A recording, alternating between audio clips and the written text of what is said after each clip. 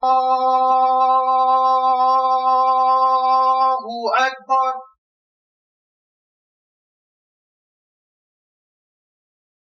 La ilaha illallah.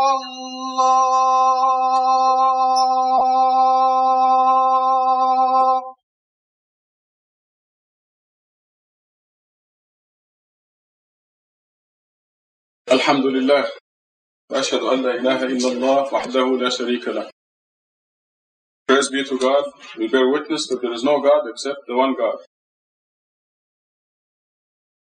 We are a very fortunate generation. And this is the understatement of the year. In Surah 32, God says that certain people have no idea how much joy and happiness await them. And we have no idea how fortunate we are. But 50 years from now, the future generations will realize how fortunate we are. We are the pioneers of something that is very special.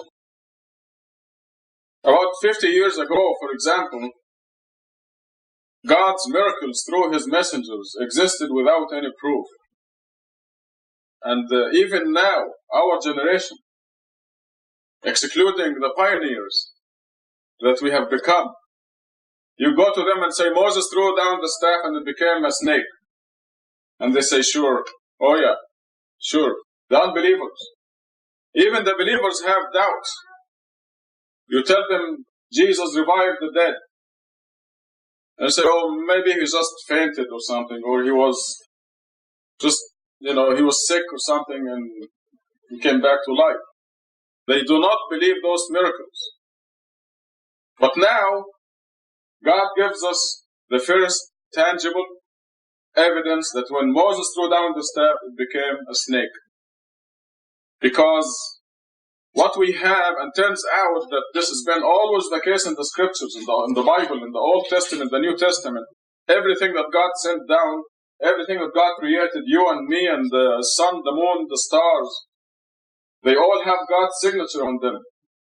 The scriptures are mathematically composed, numerically structured, beyond human intelligence, so every statement in the Quran becomes proven with physical evidence. So when the Quran makes a statement, Moses threw down the staff and became a snake, this becomes a physical evidence proving it. Because it is mathematically composed by God Himself. It is authenticated by the mathematical composition that comes only from God, not from a human being. And God was an eyewitness there. God was an eyewitness who saw Moses throw down the staff and it became a snake. And He's telling us in a numerically structured statement. And the same is true with Jesus revived the dead. Every statement in the Quran is physically proven beyond doubt. So that's how, this is the fortune that we are not aware of. And this is how fortunate we are, is that we have now, you read the Quran and you have full confidence in everything it says, including many things that are unbelievable, like Moses throwing down the staff and having it turn into a snake. God says in the Quran in Surah 41 verse 53, I will increase my evidence. I will continuously increase my evidence until everyone believes that this is the truth. So when I'm going to talk to you today about the miracle of Quran, again, because there's some new evidence that just came out confirming this statement of God that He will increase His evidence. So initially, we said that the first verse of Quran consisted of 19 letters. And the number of surahs, 114, is a multiple of 19. And they said, well, this is coincidence. This came out first. And then we found out that in surah entitled Q, there are 57 Qs. The only other surah initiated with Q also had 57 Qs. 19 times 3, and 19 times 3, 19 letters in the first verse, 19 times 6, the Quran surahs. And people said coincidence. Then we found out that if you add these two, 57, 57, you have 114. Q stands for Quran, 114 surahs, and they said this is coincidence. They continued to disbelieve. And then we said that this statement here, which is 19 letters, every word of it is found in the Quran in multiples of 19. The first word is 19 times, the second word 2,698 times, the third word 57 times, the fourth word 114 times. And they said this is coincidence. So God kept increasing the evidence. And you know the rest. You know that the letter Nun in Surah Nun is 133, multiple of 19.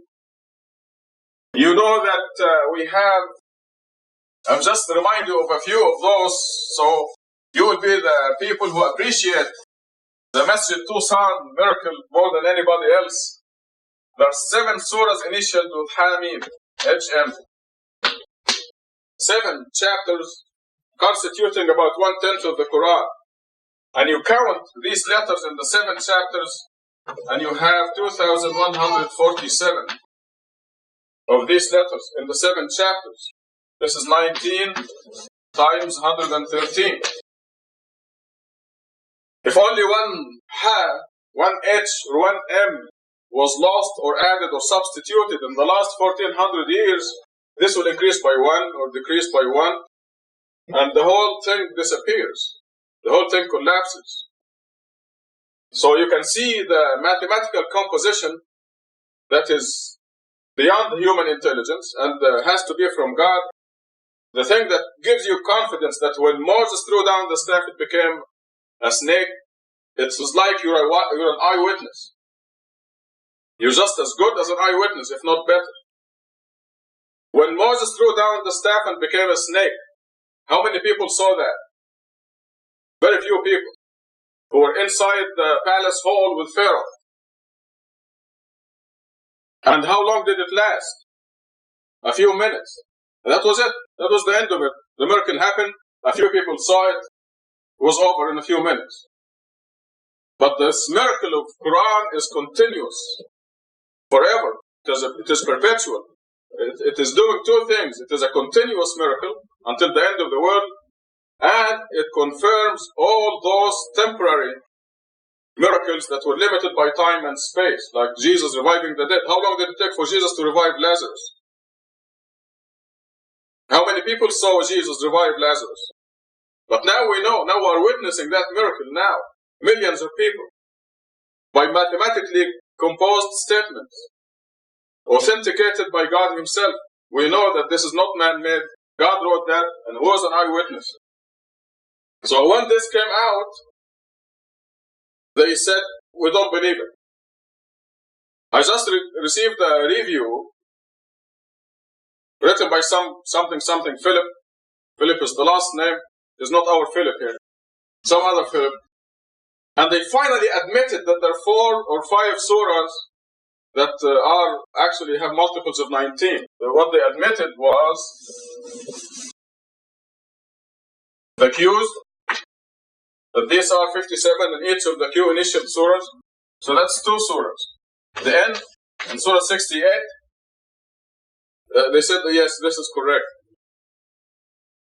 The Yasin, YS, initial surah, Surah 19, KHYAS, 5 initials. What was the other surah? I think this is it. And they said this is not enough to establish a pattern. It is pure coincidence. Okay, so they don't, but at least finally they admitted that there is something here. About the HM surahs, they said, why is he adding them together? And they raised all kinds of strange questions. So what you will see in the next issue, the Muslim perspective, not this one, not October, but November, is that it is obvious that God is increasing his evidence, just as he said in chapter 41, and that those people will continue to say, no, we don't believe, in order to expose and confirm the hardcore unbelievers who will end up in the lowest pit of hell. The reason I'm saying this is that Lisa yesterday found something else. This khutbah should be given by Lisa, by the way, but this fits in the mainstream of the... this is really profound, as you will agree. And if you want more details, you can ask her afterwards. There is something in the Muslim perspective of last month where... let me get one of those Qurans to explain to you what the deal is.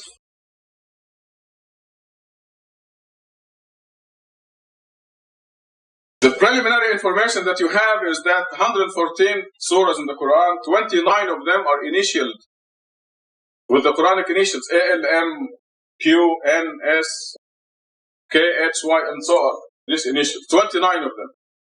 The first initial, as you know, is in surah number 2, verse number 1. That says ALM.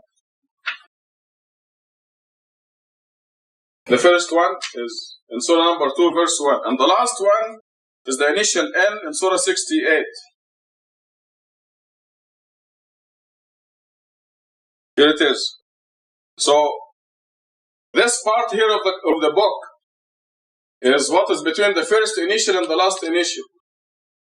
And what Lisa found in the last issue, the Muslim perspective as published in that issue, was that between these two, the number of verses is a multiple of 19.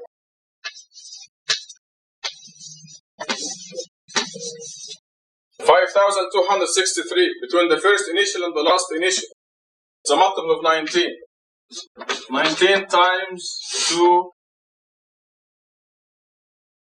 7.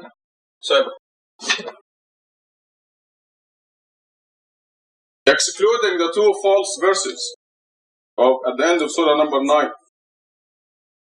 Also, between these, the first initial and the last initial, there are 19 groups of initialed and uninitialed surahs. In other words, surah 2 and 3 are initial, that's one group. Surahs 4, 5, and 6 are not initial, that's group number 2. You go on like this, it's 19 groups. So, what does this say? This piece of information says that the number of verses is a divine order dictated by God because it conforms to the mathematical code. Also, the sequence of surahs, because the initial, uninitial, and so on, they alternate, making up 19 groups. Now, last night what she found was really profound and has to do with this part here. Okay, now in the whole Quran, the word Allah is a multiple of 19. Allah is mentioned 2,698 times. And God chose to put the first initial in Surah 2, the last initial in Surah 68. So what she did is add up the number, the word Allah that happened here. Easier, she added the word Allah here in the smaller part. Surah Al-Fatiha, before the ALM, and from 69, Surah 68, I'm smiling for a reason. Surah 68 has the letter N at the beginning.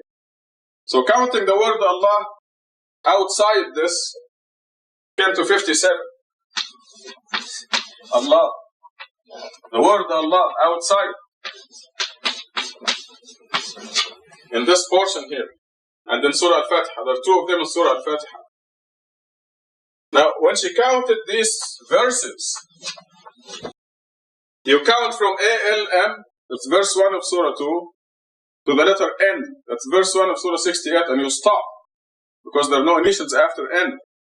So the rest of Surah N is not counted in that. Because it's inclusive. Now, when you count the word Allah, in between here, the difference is 2641. You deduct this from the total number of Allah, which is also a multiple of 19, of course. But God knows that the people who look at this, what does this tell us? This tells us that the number of the verse is dictated by God. The number of the verse. And if you look at Yusuf Ali, you see that he changed the numbers because it sounded better to him. You know, because the numbering of the verses is strange in some places and he couldn't take it. So he played around with it. Now we wouldn't dare do that. And in spite of the things that happened in the last 1400 years, the Quran comes to us unscathed, with the numbers of the verses exactly right. I'm talking about the numbers of the verses and the numbers of the surahs, as you will see before the end of this khutbah. Okay, I was saying that when you count the verses, you start with the ALM and you end up with the N. So you have all of Surah 68 not counted in this because it is outside that range, verse-wise. So God knew that the unbelievers would say, why don't you count the word Allah in Surah 68? Also. And we did, or she did, and it is 0. In Surah 68, there's not a single word Allah. So, whether anyway they want to protest, God got their number, 0. The number is 0. So, I mean, it's really strange that a surah as big as Surah 68 does not have any words Allah in it. And I will complete this khutbah in the next section, inshallah. Tubu Allah, repent.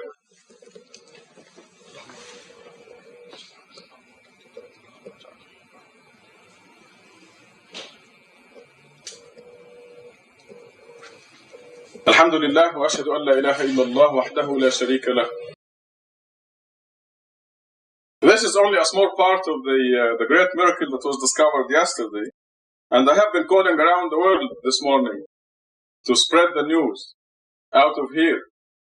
Because some people started the rumor that only the initial chapters are guarded. But this shows that all the Quran is guarded. Because the word Allah is all over the place, as you know, thousands of them. And this portion here is outside the initial area, if you want to call it that. And within the initial area, we have the 19 groups. Everything is so perfectly tight that there is no hole for the disbelievers to escape. And it is amazing that they continue to say, no, they continue to fail to see the miracle. Because God himself said in chapter 7, I will divert away from my miracles those who are too arrogant.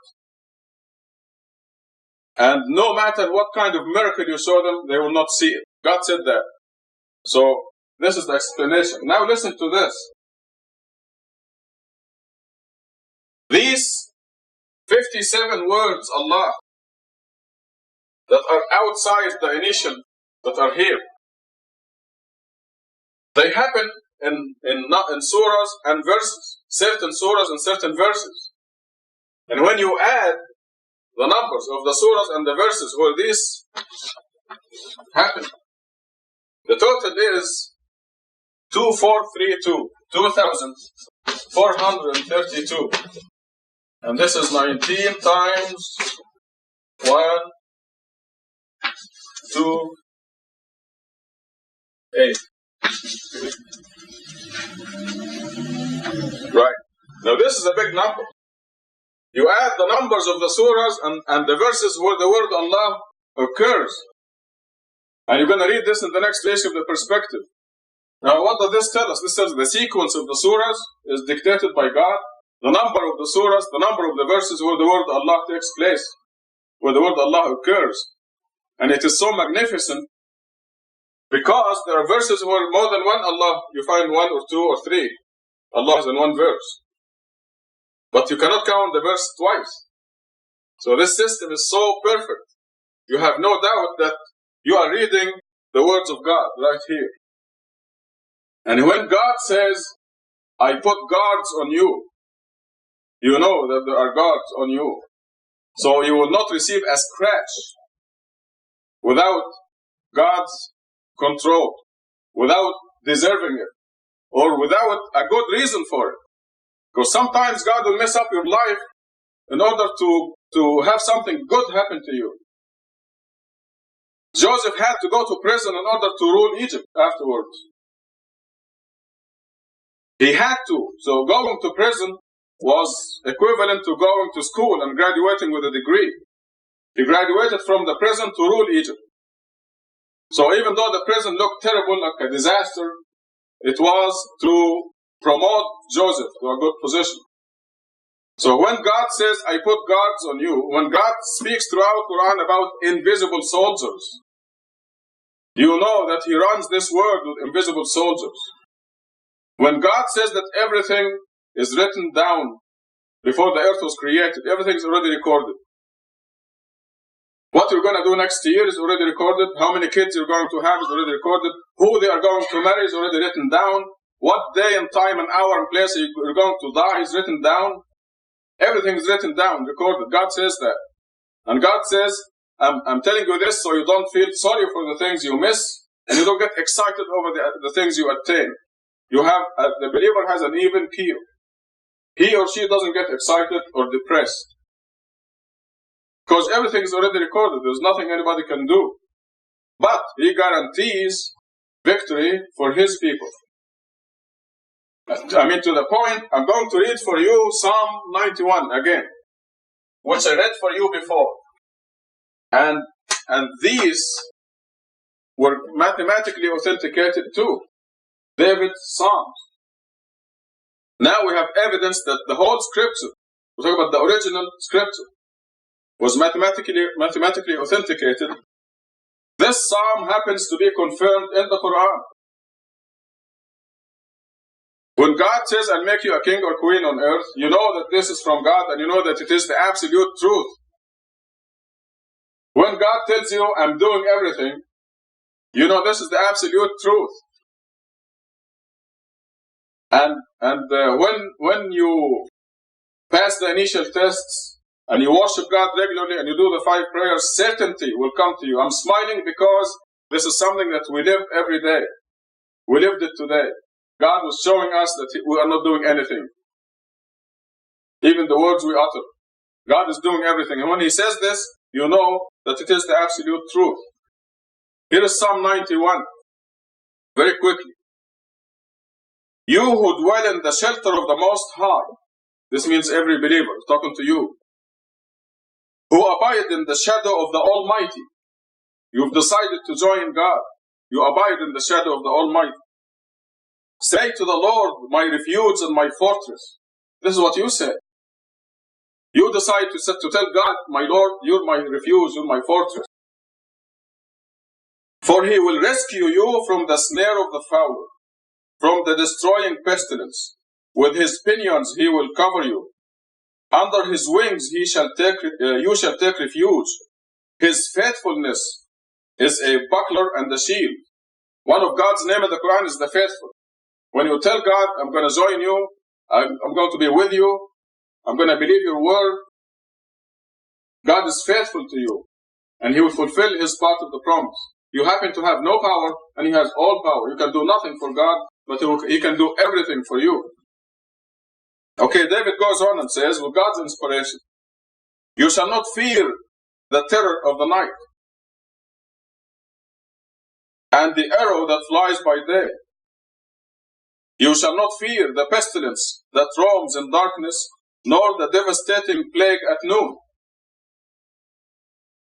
Though 1,000 fall at your side because of the AIDS disease. No, that's from me. It will not touch you.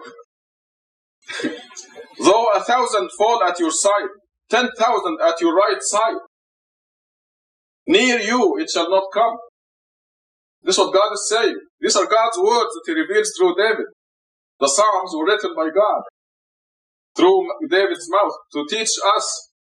And you know every word in it is true. It is confirmed by the Quran and by this fantastic mathematical code whose parameters are increasing and the evidence is piling up beyond belief. Rather, with your eyes shall you behold and see the requital of the wicked. As a person of God, you're going to see that the people who are unjust to you, they're going to get it sooner or later. And the Quran repeats that even if you don't see it, they will get it.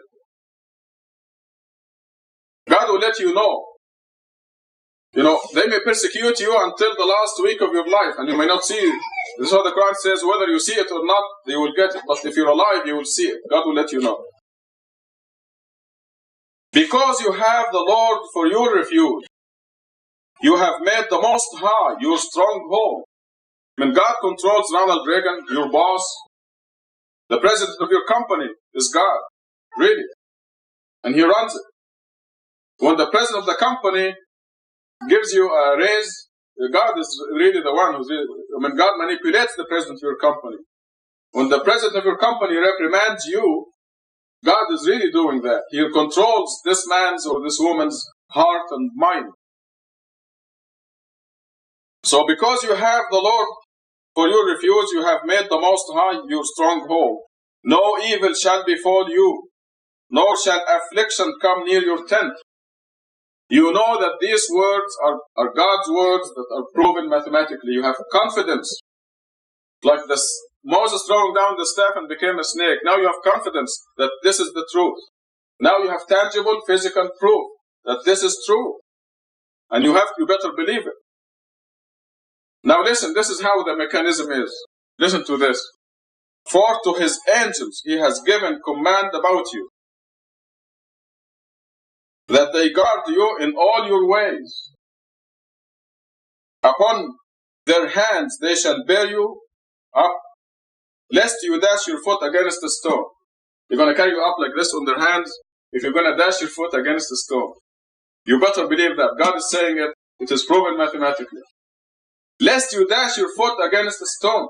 You're walking in the night, and there's a stone, you're going to hit it, you don't see it, and the angels will carry you, or will remove the stone. This is what God does. Everything in this world is done by angels. I mean by God, but I mean through His angels. Akim as-salah.